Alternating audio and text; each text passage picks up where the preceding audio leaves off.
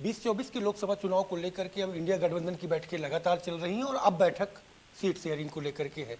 तो आते हैं यूपी में समाजवादी पार्टी की सहयोगी पार्टियां भी हैं, उसमें जनवादी पार्टी के डॉक्टर संजय चौहान जी हमारे साथ मौजूद हैं।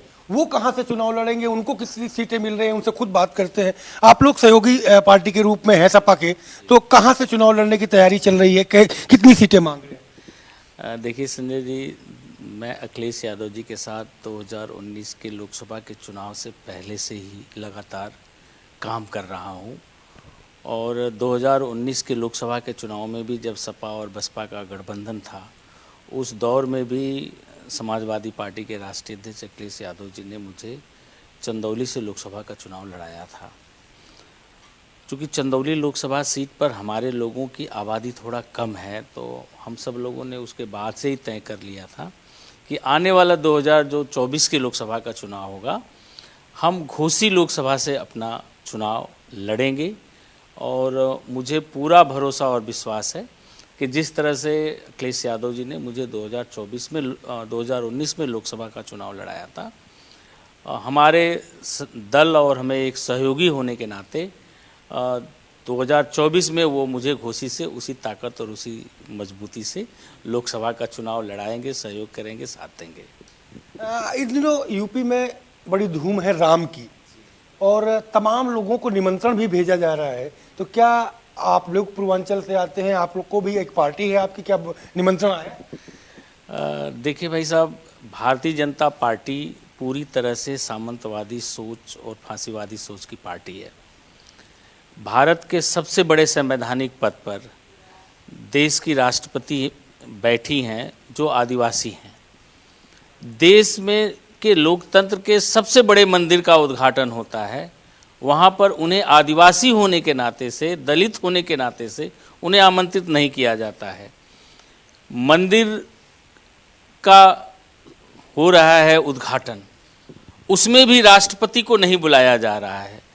तो पिछड़ा और दलित होने की वजह से राष्ट्रपति तक को आमंत्रित बीजेपी नहीं कर रही है, तो हम लोगों को कैसे आमंत्रित कर सकती है, क्योंकि हम लोग भी पिछड़े और दलित वर्ग से आते हैं।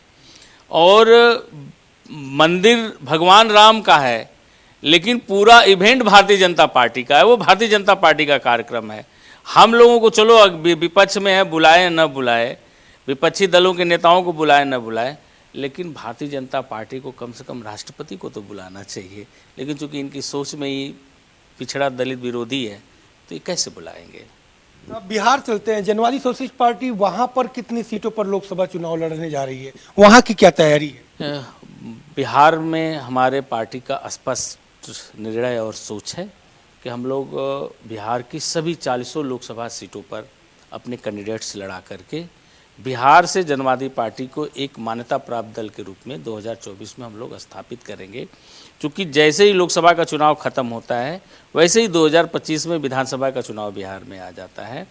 तो हमारे पार्टी का स्पष्ट सोच है कि हमको अपना एक बड़ा वोट बैंक जो पहले से जनवादी के साथ लगातार जुड़ रहा है, उसे खड़ा करना है और बिहार के 40 लोकसभा सीटों पर चुनाव लड़ना है। हम लोगों ने 27 लोकसभा सीटों पर अपने कैंडिडेट्स उतार दिए हैं।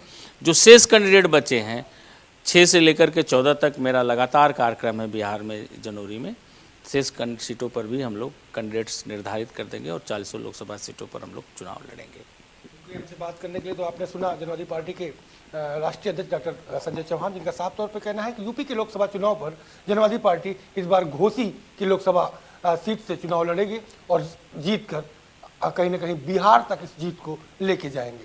कैमरा पर्सन निखिल के साथ संजय प्रताप सिंह, भारत समाचार, लखनऊ।